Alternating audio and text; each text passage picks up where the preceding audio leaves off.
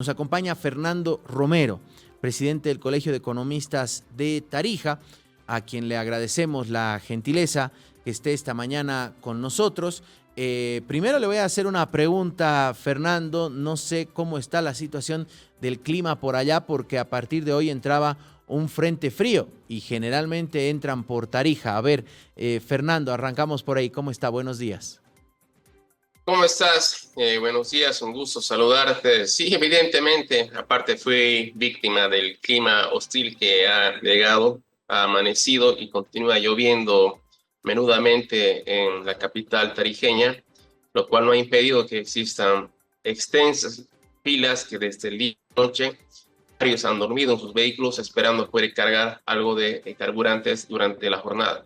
Eh, Señor Romero, ya que usted lo menciona, ¿cómo ha sido el panorama en Tarija todo este tiempo? Porque mucho nos centralizamos en el eje troncal, es cierto, donde, claro, las filas, ayer había una fotografía, una toma aérea desde Santa Cruz, el rato que la puedan encontrar, que mostraba la avenida Banzer, la carretera al norte, que prácticamente colapsada por la fila de vehículos. ¿Cuál ha sido la situación en Tarija, por ejemplo, en los surtidores? ¿Había filas? ¿Era lo normal? ¿O filas de una cuadra, diríamos? Bueno, te diré que todo ha cambiado rotundamente después del anuncio de YPFB al declararse incapaz financieramente para adquirir los carburantes y por ende cubrir la demanda del mercado interno. Hace una semana atrás te diré que sí ya había filas, no muy extensas, tal vez de 2 a 3 cuadras en gran parte de los surtidores, pero desde hace 2 días se ha triplicado, te diría, y no vi esto ni siquiera en la peor situación de la gestión pasada. Este año, con estas evidencias, está más claro que esta crisis de los carburantes es más fuerte, porque antes se creía, o al menos se tenía algo de confianza en las declaraciones del gobierno, que era por los bloqueos, temas climatológicos y demás. Ahora que salga a declarar que no tiene dinero, en otras palabras, para poder importar, eso ha generado, y la palabra lo dice todo, han pateado el tablero porque ha ejercido una presión, expectativas, especulación e incertidumbre y ha provocado que muchas personas vayan a cargar y recargar lastimosamente carburantes porque tienen miedo de que no llegue más. Y también esto ha tenido una influencia en que el dólar paralelo se haya disparado relativamente, llegando aquí al menos hasta los 12 bolivianos.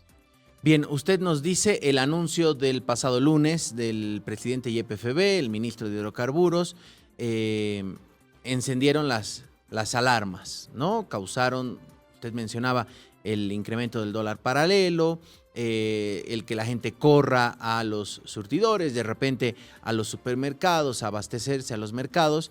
El anuncio de anoche, ¿puso paños fríos? No, no, para nada. En todo caso, creo que el enfermo sigue igual. Esperaba tal vez el médico, que es el gobierno, le dé otra receta, pero ha escrito algo totalmente diferente, que no tiene nada que ver con lo que uno esperaba, porque si revisamos un poco, son medidas paliativas, coyunturales, que buscan planificar o administrar la crisis. Un racionamiento que ellos están tratando, al parecer, de normalizar. Están yendo a disminuir la demanda con las clases virtuales, el horario continuo en el sector público y privado, con el uso en un 50% del parque automotor, que tengo entendido que es del sector público, pero otras medidas en las cuales no va al fondo, ¿no? No fue a la oferta. Y de manera simple, si no hay dólares, no hay carburantes. Y en esas 10 medidas no existe nada que vaya a resolver eso, precisamente a que tengamos un relativo flujo específico para los carburantes y por ende la importación de los mismos. Incrementar un 50-80% es fácil decirlo con la boca y escribirlo en un papel, pero que lleguen los carburantes para poder coberturar el 80% del mercado interno es muy complicado, tomando en cuenta que al día entre gasolina y diésel se necesita casi 15 millones de litros al día. Es una cantidad muy grande. Entonces, creo que ha dejado sabor a poco, medidas que no solucionan el tema estructural. La verdad no esperaba que tome algún tipo de acción en ese orden, pero sí que resuelva este tipo de conflicto y problema que va a afectar al crecimiento económico, al empleo, a la inversión, a la productividad y obviamente que también está generando pérdidas económicas porque un taxista en vez de ir a buscar pasajeros está perdiendo prácticamente un día solamente para cargar un poco de carburante. Es decir, serían medidas cortoplacistas, diríamos.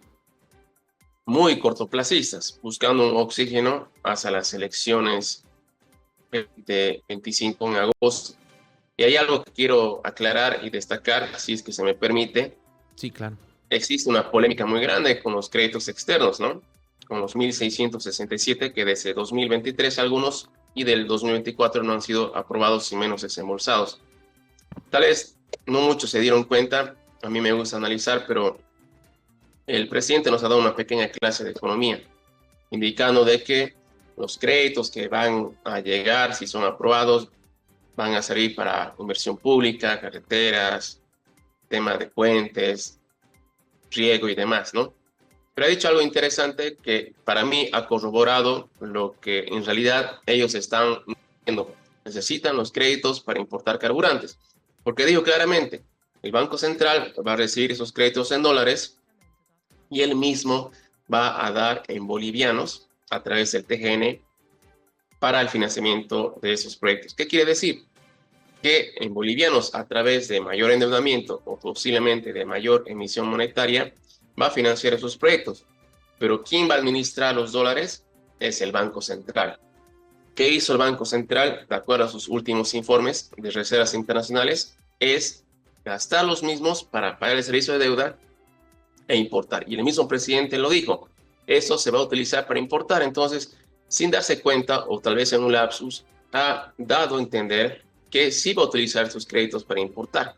Entonces, eso también justifica porque él y los demás que han hablado por el gobierno han insistido en la necesidad, porque no creo que la desesperación en dólares para hacer los puentes o carreteras, porque eso, a esa crisis no ayuda en nada, pero sí para comprar carburantes. Entonces, para mí particularmente, pienso que ha declarado que sí se va a utilizar con ese fin. Ahora, señor Romero, otra parte que llamó la atención del discurso fue cuando dijo, hay algunos precandidatos que mencionan que hay que recurrir al Fondo Monetario Internacional o a otras entidades, hablan de 10,000, 5,000 millones de dólares para justamente paliar la situación de la economía en el país. Y al mismo tiempo dicen no aprueben los créditos por 1.600 millones de dólares. ¿Por qué no dejan aprobar eso si la receta es la misma? Más o menos entendí, aunque el financiador no sea el mismo. Bueno, existe cierta coherencia con eso.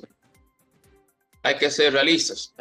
A corto plazo, a muy corto plazo, si queremos que en los próximos 6 meses salgamos de esta situación y espiral inflacionaria, por ejemplo, y exista una provisión regular en algo de los carburantes, no queda otro camino que el endeudamiento, lastimosamente. ¿Por qué?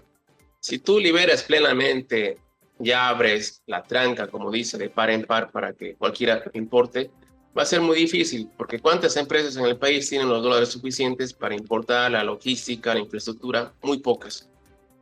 Y además de que hay que tomar en cuenta que se debería dar una condición especial en la cual se libere la importación, pero sin pago de aranceles ni impuestos. Aún así, aunque importen los privados, los pocos yo creo, eso va a mermar pero muy poco este problema estructural. Igual la gran mayoría de nosotros va a tener que hacer filas y no va a tener, en ese caso, carburantes. Quieras o no, para solucionar a muy corto plazo eso es tener dólares y tenerlos para importar. Por eso, esos créditos están siendo tan debatidos en la polémica política porque necesita el Estado boliviano los mismos para importar, lo ha dicho ayer el presidente. O si no, va a tener que recurrir tal vez a otras políticas no convencionales, recurrir a los fondos de la gestora, es una probabilidad, tal vez al encaje legal. Por eso YPFB está autorizado a buscar a través del Banco Unión recursos, divisas en el sistema financiero nacional. Lo dijo así el presidente de YPFB y lo dice así el decreto que se ha promulgado el pasado lunes. El otro camino es mayor endeudamiento interno, ¿no? O sacar recursos tal vez de la inversión pública. Pero de alguna parte, externa o internamente, el Estado boliviano a través del gobierno central tiene que captar recursos de manera inmediata para poder pagar a sus proveedores. Aunque son soluciones coyunturales y no estructurales, eso es lo único que va a aliviar esta crisis, esperando que un nuevo gobierno sí tome medidas en cuanto a la política hidrocarburífera, al tema de la subvención de carburantes y además de mejorar la solvencia y liquidez de un Estado que está con un problema serio en el tema financiero. Pero creo que por el momento no tiene muchas opciones el gobierno central. Uno de los temas que usted hacía mención en esta última intervención es la inflación. Inflación que como país nos jactábamos, o por lo menos las autoridades, que no era parte de la agenda mediática. A diferencia, por ejemplo, de ahí cerquita de Tarija, la Argentina, que sí ocupaba, por supuesto, la centralidad en la información. ¿Por qué estamos en este espiral inflacionario con un 3.26% en los 2 primeros meses, llegando casi a la mitad de lo proyectado para todo el año, según el presupuesto general del Estado, que sería del 7.5%? ¿A cuánto más o menos podríamos llegar a este ritmo y de qué manera lo que está pasando ahora va a empujar y va a presionar más sobre la inflación?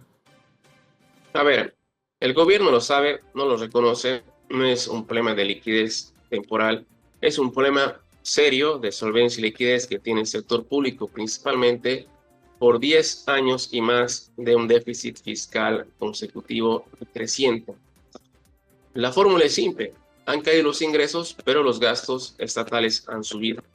No por nada tenemos 11 años consecutivos, el año pasado con un 12% del Producto Interno Bruto.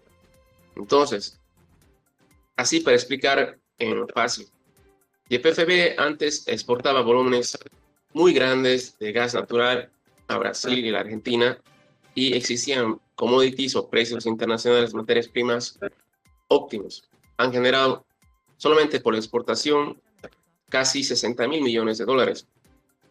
Pero sin embargo, 2014 ha caído todo eso, la producción y los precios. Estamos en una declinación seria en el sector hidrocarburífero, pero el Estado, el presupuesto y su gasto ha ido aumentando, incluido los en dólares, principalmente el servicio de deuda y la importación de carburantes. Lo correcto hubiera sido un reajuste presupuestario y financiero que esté de acuerdo a los ingresos, pero no así, porque para mantener este modelo económico que es de gasto y se sustenta en el mercado interno, tiene que gastar, valga la redundancia, tiene que gastar, gastar y gastar. Pero uno no puede gastar si no tiene dinero.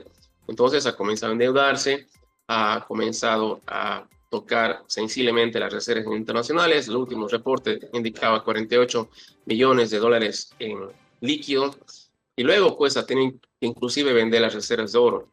Entonces eso ha descalabrado el mercado cambiario desde 2023, donde la demanda es más grande que la oferta. Es decir, el Banco Central no tiene la cantidad suficiente de dólares para ofertar y distribuir a través del sistema financiero a los diferentes agentes económicos. Entonces, porque la demanda es más alta que la oferta, el dólar ha subido en el mercado negro y esto ha dado como consecuencia que importar, producir y comercializar en el país, inclusive artículos de contrabando, sea más caro. Se estima que la gestión pasada nuestra moneda se ha devaluado por términos inflacionarios cerca de un 6%, a pesar de que el gobierno ha establecido que simplemente ha sido 9,97% de inflación 2024.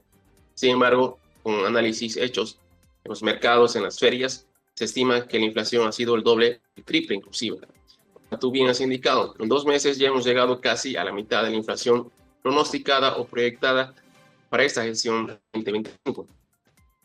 Ha sido consecuencia principalmente de la falta de dólares.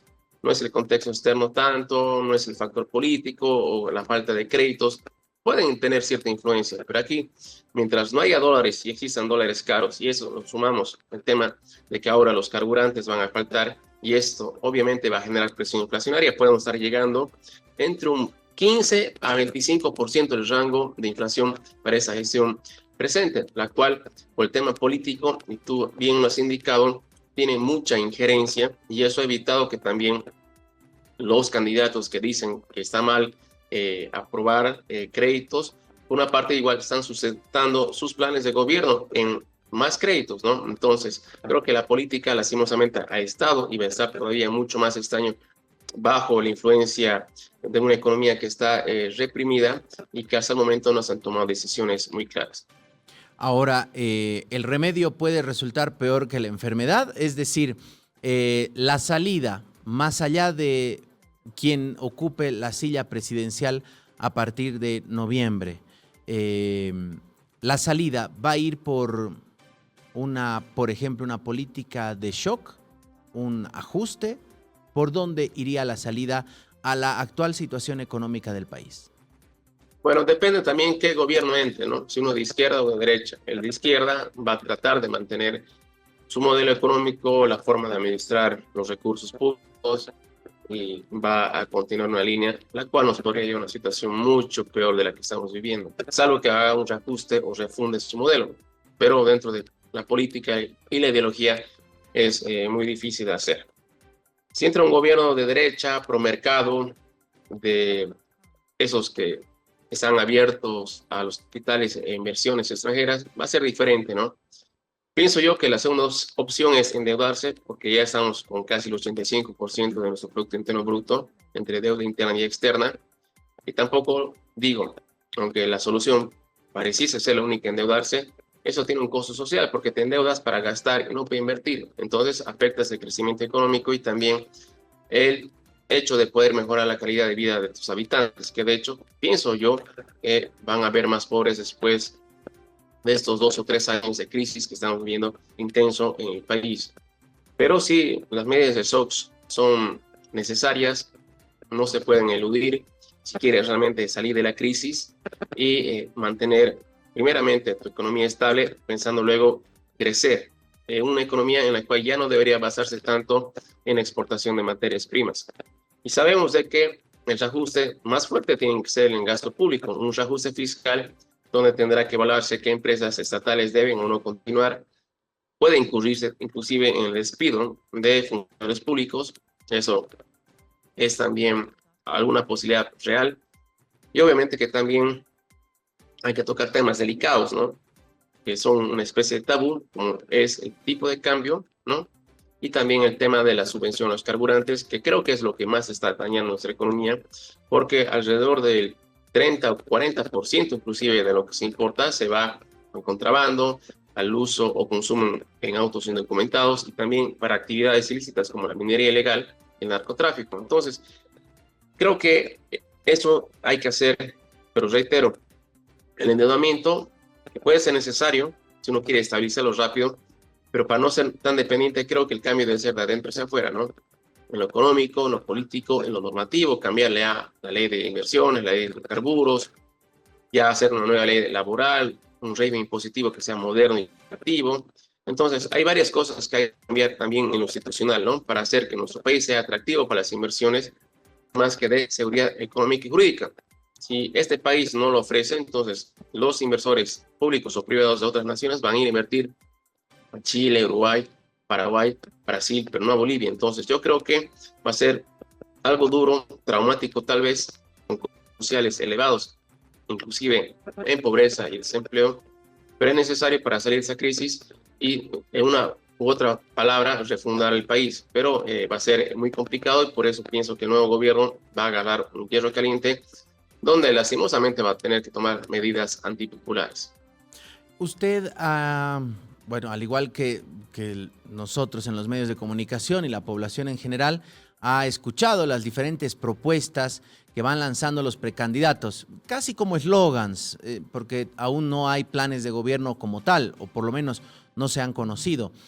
¿Usted ha encontrado algunas que son más realistas que otras? ¿Cuáles son imposibles de cumplir? Por ejemplo, un precandidato dice, en 100 días hay carburantes, dólares y se soluciona todo, ¿no? Hay otro que dice, voy y tengo el teléfono con una llamada, el Fondo Monetario nos da 12.000 millones de dólares. Hay otros que dicen, no, hay que ir por el ajuste y hay que acabar con la casta, y copiando burdamente al discurso del presidente Milei, cuando realmente no sé qué tamaño del PIB de la economía es que realmente se gasta en las instituciones públicas. ¿Cuál es la más realista, la menos realista, Fernando, de las que ha podido escuchar? Bueno, son propuestas interesantes, ¿no? Que, bueno, como se dice popularmente, otra cosa es con guitarra y depende mucho si es que tiene una representación importante en la Asamblea Legislativa Plurinacional y además de su relacionamiento y acuerdos con diferentes sectores económicos, productivos y sociales del país. Es decir, no se gobierna desde un escritorio y simplemente con decretos o escribiendo en un papel. Tienes que hacer acuerdos políticos. Así es cuando uno entra a gobernar. Y hay propuestas interesantes. La de 100 días me parece no imposible, factible, pero sí difícil, dependiendo de esos factores que hemos indicado anteriormente.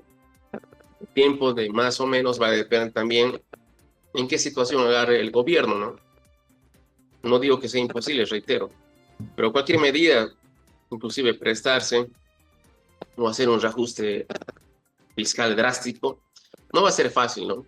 Porque no vamos a administrar nuestra empresa, nuestra casa, vamos a administrar un país de casi 12 millones de habitantes, donde es pluricultural, existen varias ideologías, intereses políticos, muy polarizado, de hecho. Entonces, yo no diría que son mentiras o falacias de los candidatos, son propuestas interesantes, que son viales de cierta manera, y que en 100 días, yo no digo que no podría ser.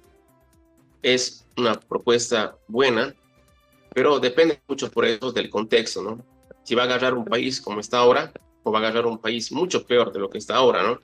Y con quién se está aliando, y cómo va a poder gobernar, depende también de la representación en la Asamblea, ¿no?